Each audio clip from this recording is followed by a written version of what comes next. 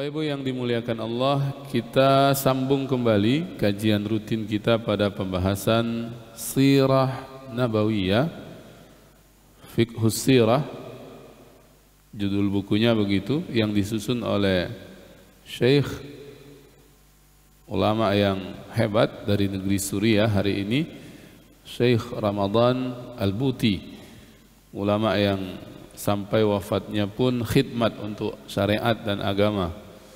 Meninggalnya ketika mengisi majelis di antara majelis-majelis yang beliau asuh di negeri Suriah. Pada pertemuan yang terakhir pembahasan kita tentang ikhtila. Ikhtila itu menyendiri di Gua Hira atau tahannus. Maka kita bahas pada kesempatan pagi ini lanjutan dari pembahasan tersebut, yaitu tentang permulaan wahyu, ya, permulaan wahyu. Beliau Syekh Ramadan Al-Buti mengutip dan mengawali dengan sebuah riwayat yang cukup panjang. Riwayatnya sahihah oleh Imam Al-Bukhari, sampailah sanadnya kepada Ummul Mukminin Aisyah radhiyallahu anha, menceritakan tentang permulaan turun wahyu.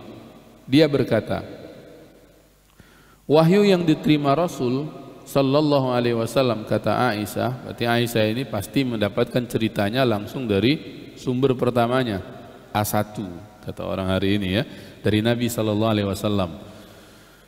Dimulai dengan ru'ya shadiqah, mimpi yang benar. Dalam mimpi itu beliau melihat cahaya terang laksana fajar menyingsing di pagi hari. Kemudian beliau digemarkan oleh Allah untuk melakukan khalwat, uzlah di Gua Hira yang kita ceritakan di pertemuan sebelum ini. Jadi di Gua Hira dalam rangka ta'abbudiyah. Di sana beliau ibadah beberapa malam. Kemudian pulang kepada keluarganya Khadijah untuk mengambil bekal. Demikianlah berulang kali. Habis bekal turun, ya, jumpa istri, naik lagi.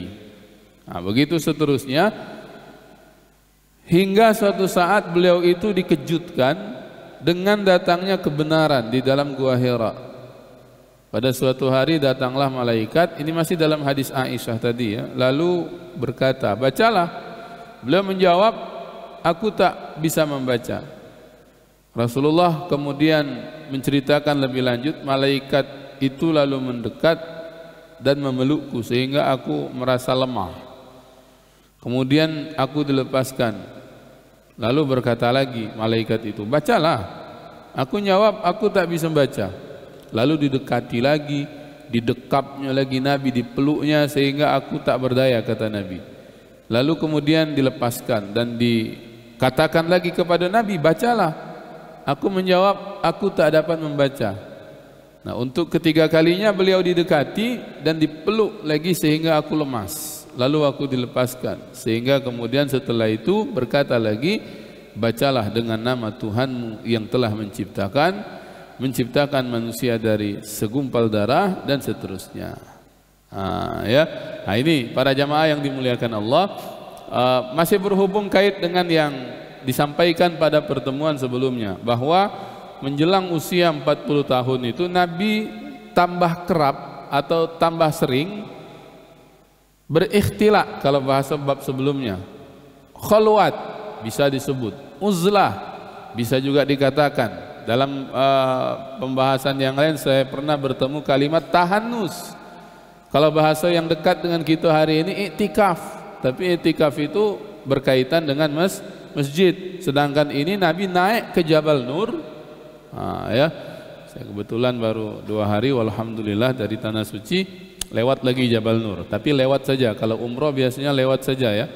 Kecuali kita berangkat sendiri dari Haram naik taksi ke Jabal Nur. Tapi karena waktu yang mepet, ya, umroh biasanya hanya 9 hari, tak sempat. Tapi kalau orang haji waktunya panjang, jangan tak ke Jabal Nur. Jabal Nur nanti di situ ada tapakan anak tangganya, sudah enak bentuknya hari ini, ya, naik saja. Mungkin ada sekitar 20 menit atau sampai setengah jam lah mungkin naik itu, akan ketemu dengan Gharu Hira. Ya, situ ditulis Gharu Hira, Gua Hira. Tidak terlalu besar, masuknya nunduk. Disitulah dulu tempat Nabi Sallallahu Alaihi Wasallam yang tadi kita sebut tahannus, khalwat, uzlah, ikhtila, menyendiri Nabi Sallallahu Alaihi Wasallam di tempat tersebut. Untuk apa? Ta'abbudiyah tadi, mendekatkan diri kepada Allah Subhanahu Wa Taala, termasuk memikirkan keadaan persekitaran. Ini yang disebut di bab yang kemarin ya. Mengapa misalnya orang jahiliyah itu kalau dapat anak perempuan dikuburkan hidup-hidup, misalnya begitu. Kan di antara tradisi jahiliyah yang buruk, mereka itu kalau dapat anak perempuan sedih. Ya, sedih mereka itu. Dan direkam dalam Al-Quran bahwa di antara perlakuan ketika dapat anak perempuan itu dikubur hidup-hidup. Nah, ini yang kemudian jadi masalah. Lalu misalnya dari segi pernikahan, dan ini berapa kali saya ulangi, ya, bentuk-bentuk pernikahan yang buruk yang ada pada zaman jahiliyah.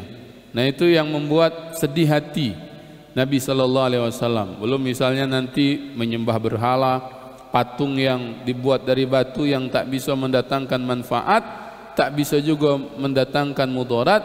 Mengapa kemudian disembah? Ya, mengapa kemudian dijadikan Tuhan, dimintai pertolongan?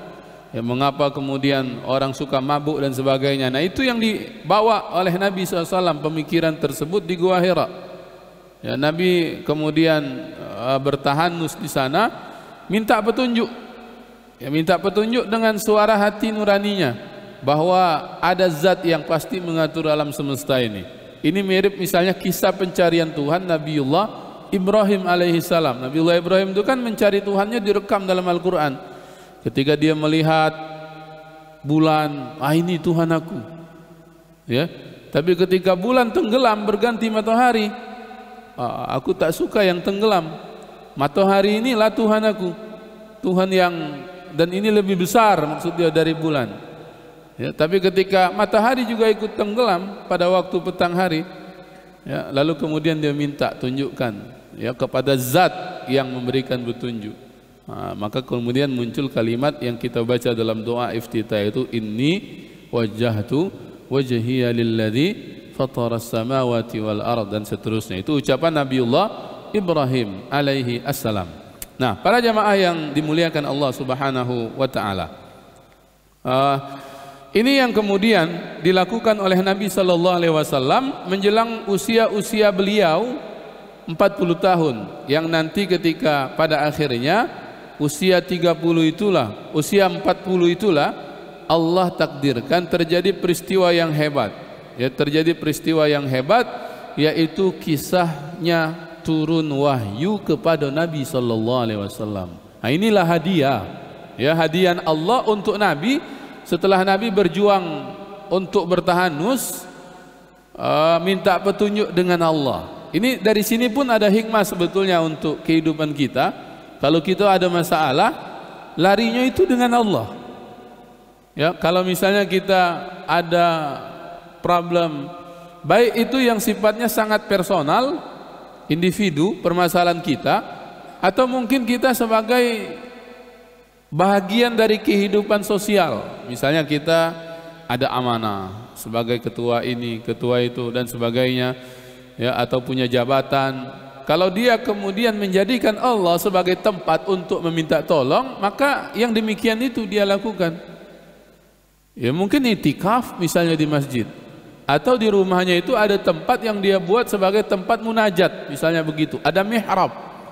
Kalau bahasanya Sayyidah Maryam itu ada mihrab, tempat ngadu, ya, tempat minta petunjuk kepada Allah Subhanahu wa taala.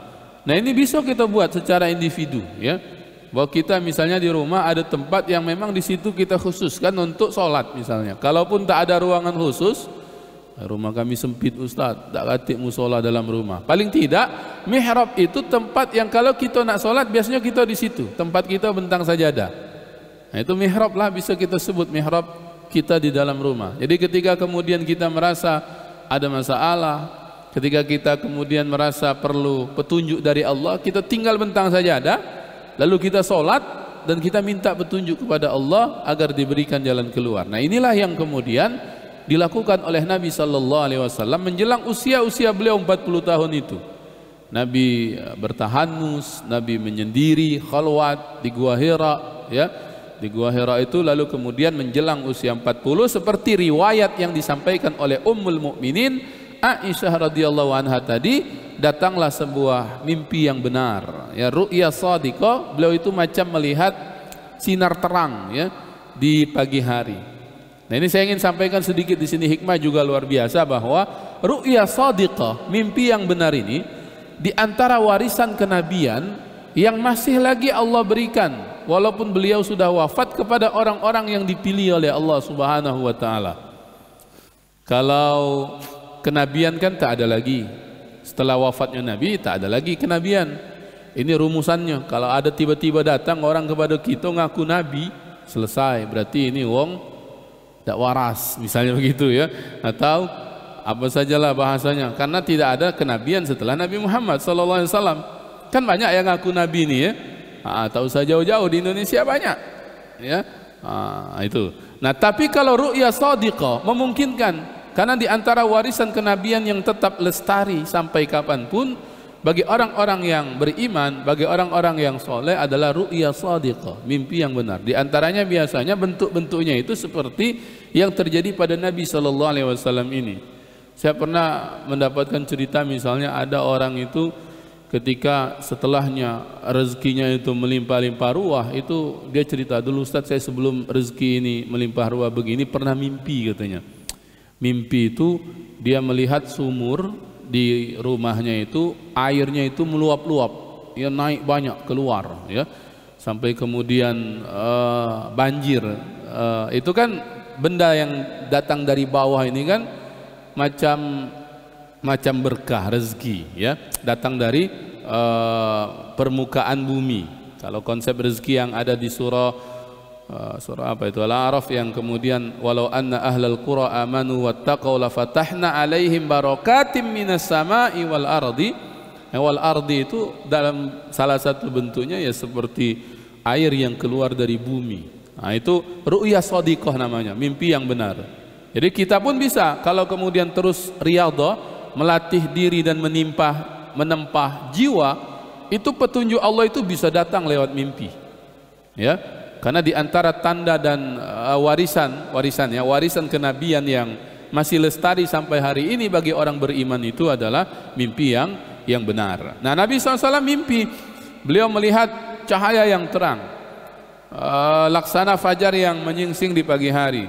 Dan setelah itu Nabi semakin senang naik ke Gua Hira, sampailah kemudian tibalah di mana kemudian malaikat Jibril, ya, malaikat Jibril tentunya, karena ini memang tugasannya malaikat Jibril untuk menyampaikan wahyu, sebagaimana malaikat Jibril telah sampaikan kepada nabi-nabi dan rasul sebelum Nabi Muhammad sallallahu alaihi wasallam. Jadi datang dia kepada Nabi, dan Nabi pun melihat satu makhluk yang belum pernah dia lihat sebelumnya. Karena malaikat Jibril ketika itu datang dalam rupanya yang asli, tetapi menyesuaikan dengan keadaan di mana saat itu Rasul SAW berada, yaitu di Gua Hira. Lalu ketika itulah malaikat tersebut berkata, Iqra. Bahasa kitanya apa? Bacalah. Ya, dijawab oleh Nabi, Ma ana biqari. Ini kan kisah yang masyhur tentang turun wahyu ini. Aku tidak baca-baca. Lalu didekap Nabi SAW, dipeluk sampai Nabi mengas, ya, bahasa kitanya mengas, ya. Lalu dilepaskan, disuruh lagi, Iqra ma ana biqari, bacalah, aku tidak baca-baca. Berulang sampai 3 kali, dipeluk, dilepas, suruh maco, dipeluk, dilepas, sampai kemudian akhirnya sudah 3 kali itu berulang, barulah malaikat Jibril lantas berucap, Iqra bismi rabbikal ladzi khalaq, khalaqal insana min alaq, Iqra wa rabbukal akram alladzi 'allama bil qalam 'allamal insana ma lam ya'lam. Ya, turun wahyu yang pertama, Quran surah Al-Alaq ayat 1 sampai dengan 5. Ya, inilah kisah permulaan turun wahyu. Sudah kejadian demikian, Rasul lantas pulang, ya, dan pulangnya Rasul itu jangan dikira macam orang baru dapat door prize misalnya, ya. Kalau kita misalnya ngadiri acara, menang, ada undian, senang gitu kan, dapat kunci mobil, kuncinya mobilnya belum diantar ke wong kage, ya, atau dapat hadiah apa, senang. Jangan dibayangkan Rasul, wah ini kayaknya ini berkah ini. Belum ada pikiran itu. Yang dirasakan oleh Rasul itu justru kekhawatiran. Ya, karena melihat makhluk yang satu belum pernah beliau jumpai sebelumnya. Kemudian belum terlalu paham nian apa yang dimaksudkan dengan kejadian tersebut.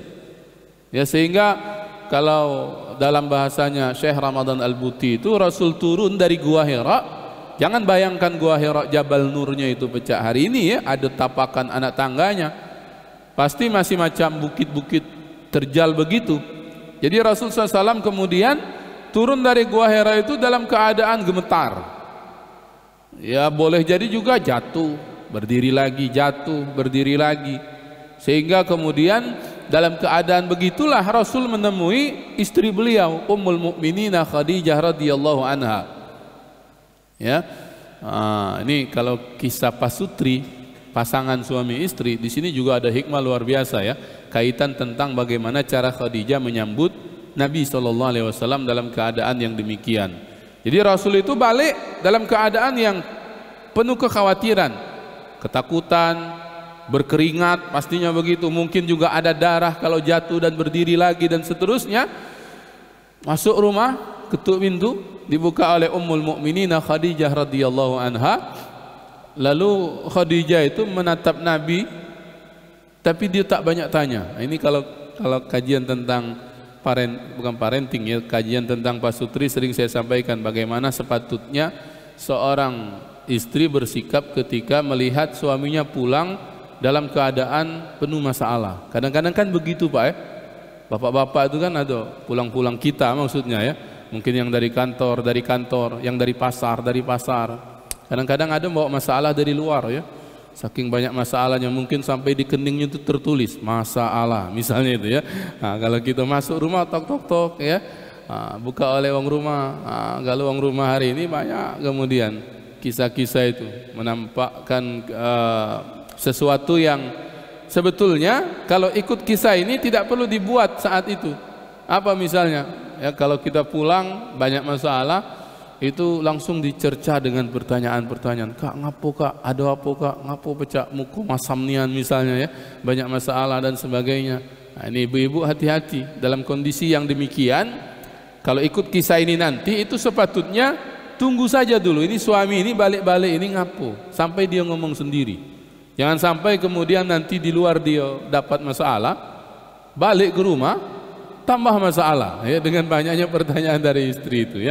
Jadi Nabi SAW ketika pulang dilihat oleh Ummul Mukminin Khadijah radhiyallahu anha dalam keadaan yang demikian itu, Khadijah tak banyak tanya, tidak khawatir juga kemudian bertanya dengan pertanyaan yang tak berhenti-henti misalnya, Nabi ngapo keringatan, Nabi ngapo berdarah, Nabi ngapo pecah, khawatirnya tak, diam ya. Dalam riwayat itu tak ada ucap yang keluar dari lisan Khadijah. Sampailah kemudian Nabi mengatakan sesuatu yang itu keinginan beliau saat itu. Apa? Zammiluni, zammiluni. Ya, istriku selimuti aku, selimuti aku. Tidak banyak tanya Khadijah, langsung dibawanya. Nabi dibawanya masuk dalam kamar, dibaringkannya dan diselimuti. Karena itu kehendak Nabi SAW saat itu dibaringkan. Nanti kita akan tahu bahwa setelah itu Rasulullah sudah agak tenangan, Rasulullah akan bangkit berdiri dan menemui Khadijah, akan bercerita dengan sendirinya tanpa dipinta. Nah itu ya, karakter lelaki nian itu. Kita lanang nih kan Pak, kalau ada masalah diam biasanya. Iya, diam dulu. Kaget kalau bercerita dengan orang rumah, dek aku ada masalah. Wih kak, masalah apa? Lah cemas itu orang rumah gitu tuh. Baru kemudian kita ngomong lagi, tenang, masalahnya lah sudah baru bercerita. Karakter lelaki. Ya, kalau perempuan sebaliknya Pak, kalau ada masalah bercerita dulu yang penting. Solusi itu nomor sekian ya. Makanya juga bapak-bapak harus tahu kalau misalnya orang rumah gitu ngapalah curhat terus orang rumah gini ya. Memang karakternya begitu. Dan kita harus siap telinga di rumah itu ya. Khawatir saya kalau seorang bapak dia udah galak dengar cerita bininya di rumah, kaget dia nyari telinga di luar rumah. Ya. Telinga kita dalam rumah ya.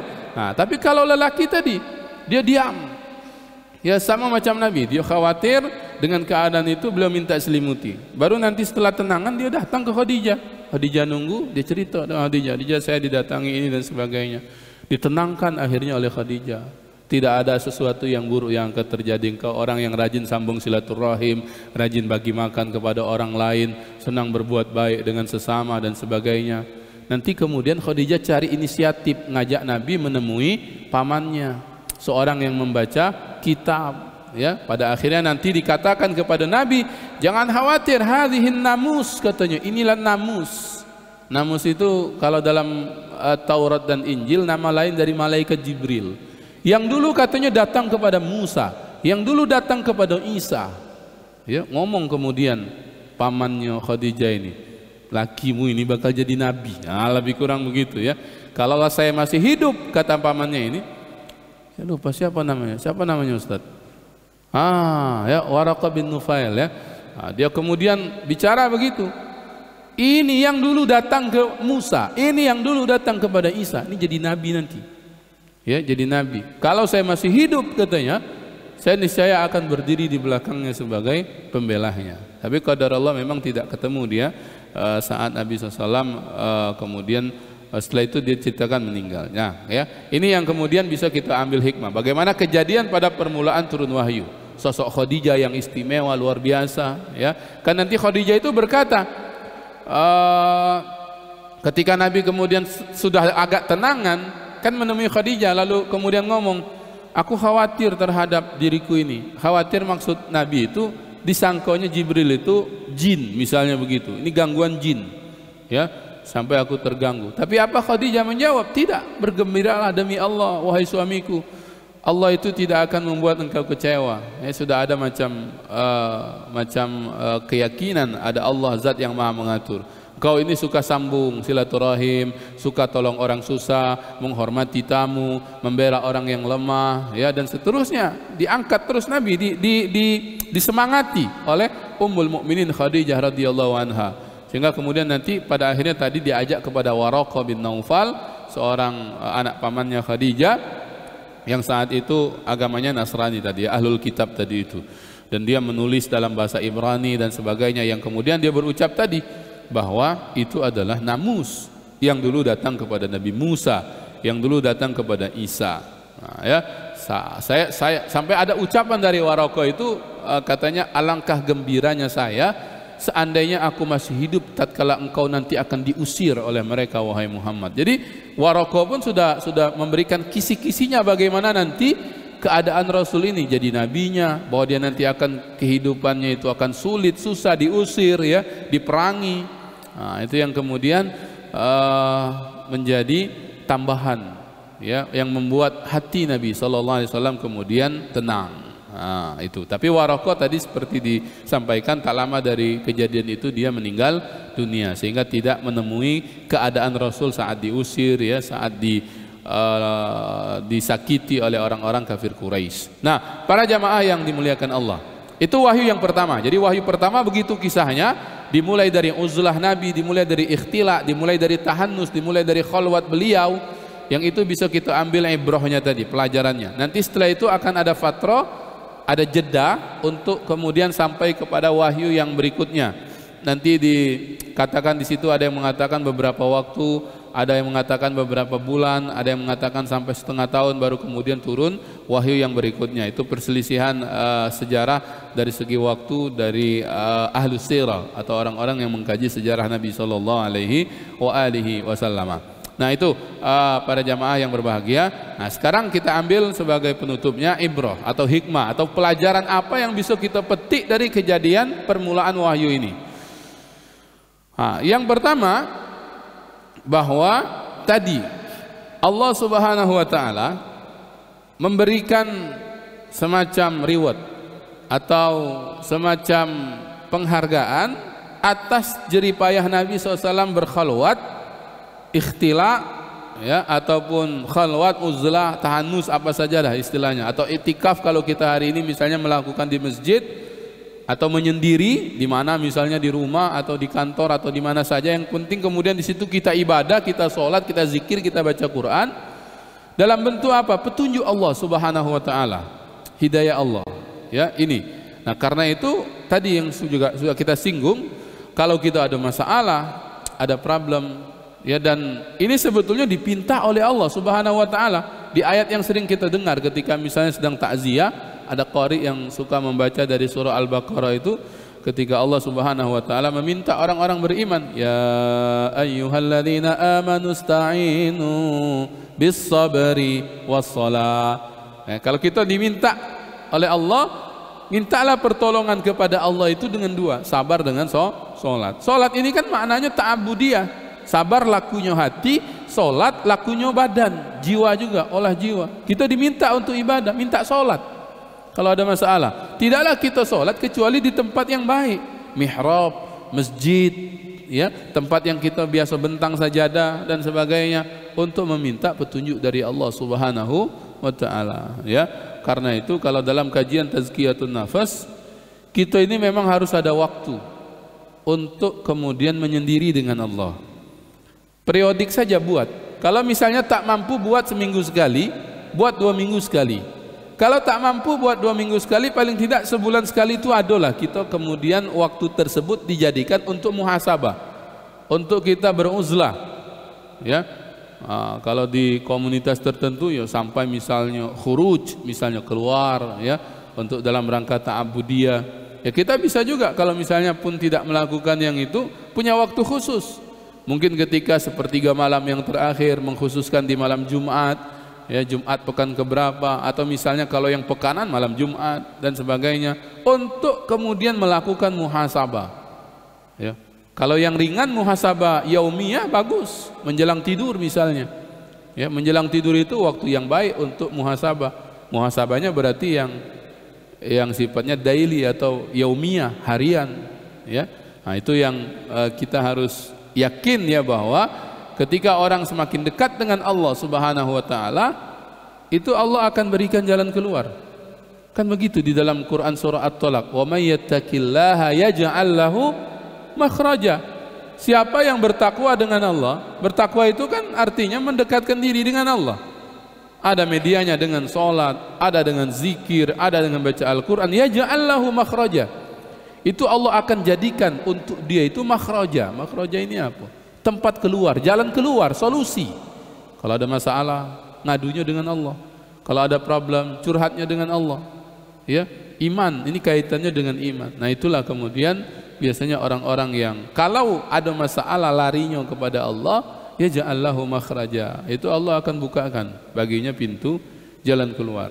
Walaupun menurut logika misalnya mustahil masalah ini selesai mungkin dalam waktu yang cepat atau secara hitung-hitungan matematika dan sebagainya, tapi bagi Allah tidak ada yang mustahil, ya. Sebesar apapun masalah, kalau kata Allah jadi mudah-mudah. Kalau kata Allah hilang masalah itu hilang. Hutang yang besar bisa lunas, ya, dan sebagainya kalau misalnya Allah berkehendak. Makanya dalam ayat itu kan dilanjutkan, ya ja'allahu makhraja wa yarzuqhu min haitsu la yahtasib. Nah, ini kan ayat 1000 dinar, ya. Ayat 1000 dinar ini istilah saja, ya. Dulu saya masih ingat kalau di Malaysia itu banyak sekali kedai-kedai itu nempelkan kaligrafi ayat 1000 dinar. Saya bacanya apa ayat 1000 dinar? Saya masih ingatnya ngehnya itu di situ. Oh, ternyata Quran surah At-Talaq, ya. Nah, penyebutan ayat 1000 dinar itu bukan dari Nabi, ya, bukan dari hadis. Bisa jadi para ulama yang menyemangati orang agar kemudian mengamalkan isi ayat itu, bukan nempelkan itu di toko, ya. Ya, kalau nempelkan itu tinggal beli di pasar 16 mana yang jualan ayat 1000 dinar, ya. Bukan itunya, tapi ngamalkan isinya itu. Wa may yattaqillaha yaj'al lahu makhraja wa yarzuqhu min haitsu la yahtasib. Ya, jalan keluar dari masalah, rezeki yang tak disangka-sangka itu harus kemudian syarat di awalnya yattaqillah, takwa dulu dengan Allah Subhanahu wa taala, ya. Ini hikmah atau ibrah yang bisa kita petik dari peristiwa turun wahyu yang pertama pada waktu Nabi SAW bertahanus di Gua Hira di Jabal Nur hari ini. Nah, para jamaah yang dimuliakan Allah Subhanahu wa taala, itu hikmah yang tadi kita sebut. Lalu hikmah yang lain, bahwa Nabi SAW itu dalam penjagaan Allah, sehingga Nabi cepat sekali dijauhkan dari kekhawatiran. Misalnya tadi Nabi merasa ini kayaknya gangguan jin, jangan-jangan gangguan jin. Tapi tiba-tiba oleh Khadijah Ummul Mukminin cepat dia teringat dengan pamannya Waraqah tadi, anak pamannya Waraqah, sepupunya itu. Datang dia kepada Waraqah. Ya, lalu kemudian perasaan yang tadi diganggu oleh jin itu cepat hilang karena kemudian dia ditenangkan oleh Waraqah. Ini juga ibrahnya kalau kita ada masalah, larinya itu kalaupun harus curhat, curhatlah dengan orang yang tepat. Ini kan ibrah begitu. Ini jangan sampai ada masalah cerita, kapan sudah cerita jadi tambah masalah itu dengan uang itu ya. Oh kawan ini aku nak ngilang ke masalah, nak nenang ke hati, nambah susah sudah bertemu dengan dia ini. Ya, nah, cari orang yang tepat untuk kemudian mendengarkan masalah kita, kemudian mencarikan jalan keluar. Orang-orang yang menguatkan, bukan orang yang kemudian melemahkan, bukan orang yang kemudian mengajak suuzon billah, ya, negatif thinking dengan Allah, tapi cari orang-orang yang kemudian ngajak, oh ini cara Allah untuk mengangkat derajatmu, oh ini ujian dari Allah untuk ngetes keimananmu dan sebagainya. Oh tenang, nanti setelah ujian ada nikmat dan sebagainya. Oh tenang, nanti setelah kesulitan ada kemudahan. Nah itu orang-orang yang demikian yang harus kita cari.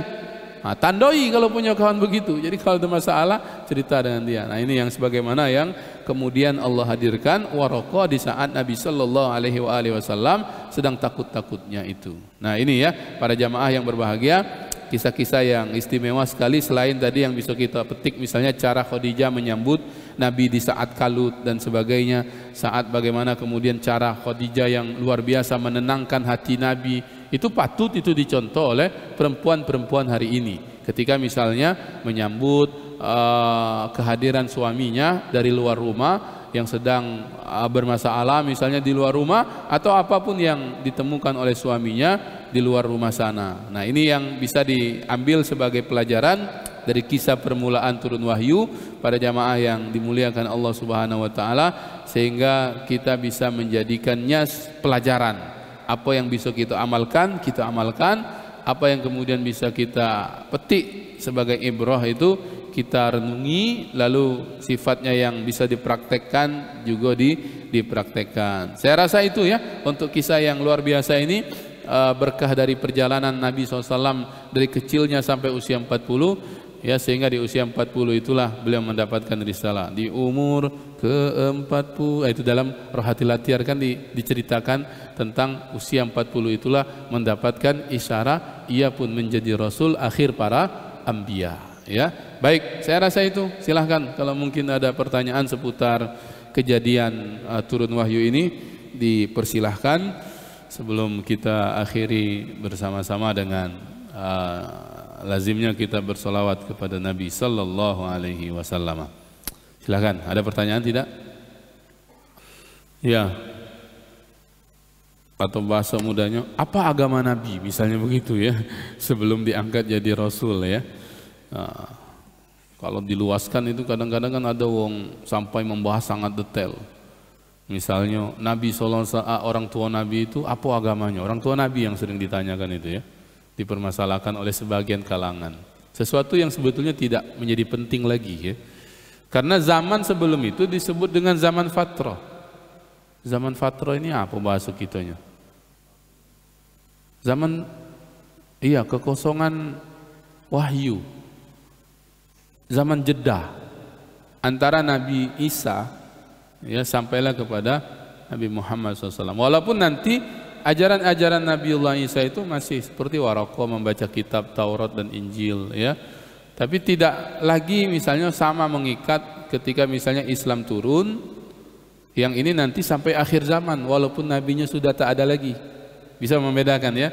Kan nabi-nabi dan rasul sebelum Nabi Muhammad diutus untuk kaum-kaum yang tertentu ya, kepada kaum-kaum itu saja, tidak untuk sekalian alam. Beda dengan Nabi, wa ma arsalnaka illa rahmatan lil alamin, bahwa Nabi diutus untuk keseluruhan alam dan ajarannya sampai akhir zaman. Sehingga kemudian masuk dalam kategori yang disebut di ayat yang lain, wa ma kunna mu'adzibina hatta nab'atsa rasula. Ya, tidak diazab orang-orang yang meninggal sebelum datang kerasulan Nabi SAW. Dan mereka sebetulnya kesan-kesan iman kepada Allah masih ada itu. Contoh misalnya kakek Nabi Abdul Muthalib itu. Pada waktu datang Abraha itu kan, pada waktu kisah itu dulu sempat disinggung kalau salah waktu kejadian itu ya. Abraha itu datang, diambilnya itu kambing-kambing kepunyaan orang Mekah di perbatasan. Lalu ketika akan masuk Mekah, dia berhenti di perbatasan itu. Dia utus orang dulu untuk panggil siapa tetua orang Quraisy ini. Yang ditunjuk siapa? Kakek Nabi, karena dia pemegang kunci Ka'bah, Abdul Muthalib itu. Ditemuinya Abraha. Abraha mengira ini orang hebat, yang dipinta juga bakal luar biasa. Karena ditanya oleh Abraha, apa yang kau inginkan? Disampaikan dulu oleh Abraha, tujuannya ke sini nak hancurkan Ka'bah. Apa yang dijawab oleh Abdul Muthalib itu? Wahai Abraha, aku minta tolong bebaskan, katanya, kambing-kambingku dan kambing penduduk Mekah yang kau ambil. Itu sampai macam dilecehkan oleh Abraha. Oh, cuman ini baik, wong hebat di Mekah ini, begitu mungkin ya.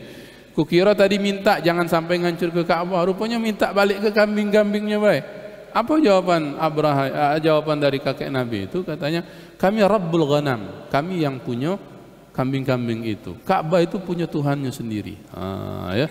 Ya, punya keyakinan adanya rububiyah, ada zat yang maha mengatur ini. Ya, jadi tidak dispesifikan apa keyakinan Nabi, dinan hanafiyun, begitu ya. Sisa-sisa ajaran nabi-nabi terdahulu ya.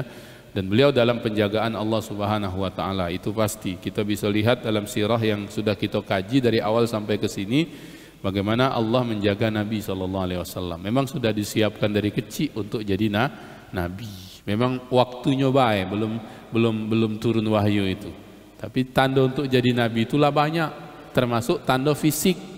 Ya, yang itu dibaca oleh seorang pendeta pada waktu Nabi hijrah, Nabi ikut perjalanan dagang pamannya Abu Thalib. Di salah satu perhentian kalau tidak salah di Irak, itu ketika gelar dagangan mungkin baju Nabi tersingkap, dilihat oleh seorang pendeta. Ya, saya kalau sudah mau bicara begini lupa lagi nama pendetanya itu ya. Allahumma sholli ala sayyidina Muhammad. Dilihat tanda kenabian itu. Dalam Sama'il diceritakan tanda kenabian Nabi itu. Ya, itu. Jadi tidak perlu kita spesifikkan kira-kira apalah agama Nabi ini ya sebelum kenabian. Itu zaman fatrah. Yang kedua, tentang apa tadi, Pak? Yang keduanya. Oh iya, beruzlah. Saya tidak mendapatkan kisah lain ya dari orang-orang Quraisy Mekah itu yang kemudian suka menyendiri seperti yang dilakukan oleh Nabi SAW ini. Misalnya Abu Bakar, kan ini orang-orang baik, misalnya Abu Bakar As-Siddiq, kan orang yang ketika diajak oleh Nabi masuk Islam langsung nyawab iyo. Tapi tidak ditemukan misalnya Abu Bakar uzlah juga ya, seperti yang dilakukan Nabi. Memang saya rasa ini kekhususan Nabi yang memang sudah tadi disiapkan oleh Allah untuk jadi Nabi ya, sehingga ada tarikan secara personal untuk menyendiri di dalam gua, mendekatkan diri kepada Allah. Lalu dia berenung ya untuk mencari solusi, ini apalah ya jadi sebab masalah dan apa solusi untuk penduduk Makkah kafir Quraisy ini ya. Itu. Jadi kalau mau disebut tradisi, saya tidak menemukan cerita lain ya. Kemungkinan yang paling mudah kita jawab, inilah kekhususan Nabi yang memang sudah akan disiapkan Allah menjadi Nabi, sehingga ada tarikan, senang untuk menyendiri, berkhalwat dan sebagainya. Karena itu tadi kalau kita kemudian ada tarikan juga untuk itikaf misalnya, itu syukuri itu tarikan-tarikan kebaikan namanya ya. Jangan sampai nanti kita lengah, keinginan itu tak ada lagi misalnya begitu ya. Demikian. Allah a'lam bishawab. Ya. Ya. Bagus sekali itu ya.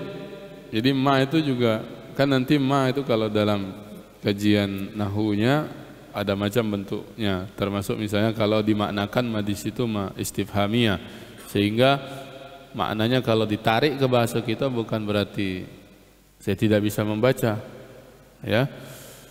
Nah, bisa diterima kalau misalnya mau memaknakan dengan yang demikian, karena memang tiap kali malaikat Jibril turun tidak pernah bawa teks sepengetahuan saya, karena Nabi itu metode yang dipakai oleh malaikat Jibril itu metode talqin, membacakan itu bukan ada teks, Nah, baca Muhammad. Tidak begitu, tapi membacakan langsung.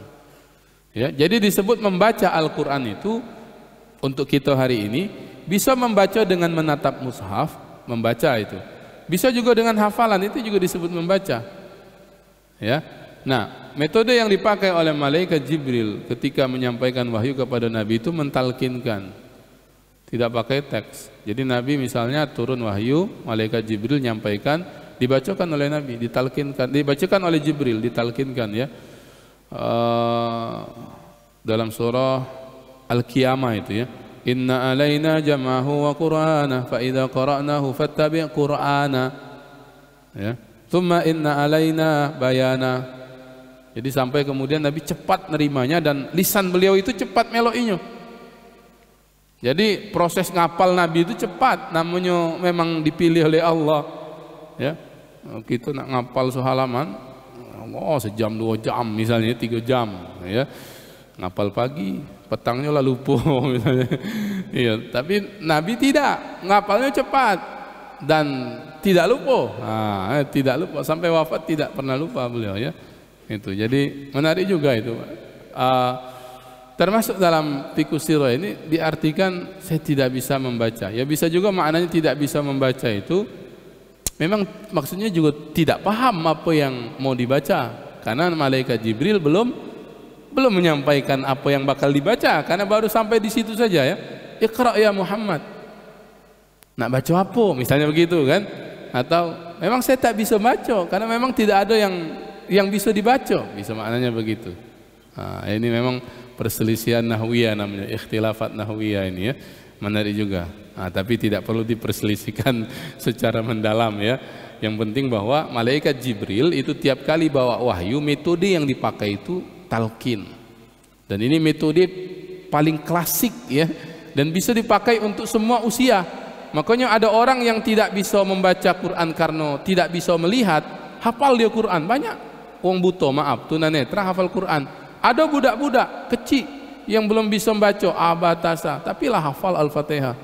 Ngapa? Metodenya talqin, didengarkan. Nah, itu metode paling klasik dan terpakai sampai sekarang ya. Nah, baik, saya rasa itu ya, karena sudah masuk waktu syuruk. Mudah-mudahan bermanfaat dan menambah kecintaan kita kepada Rasulullah sallallahu alaihi wasallam. Seperti biasa kita akhiri dengan salawat badar ya.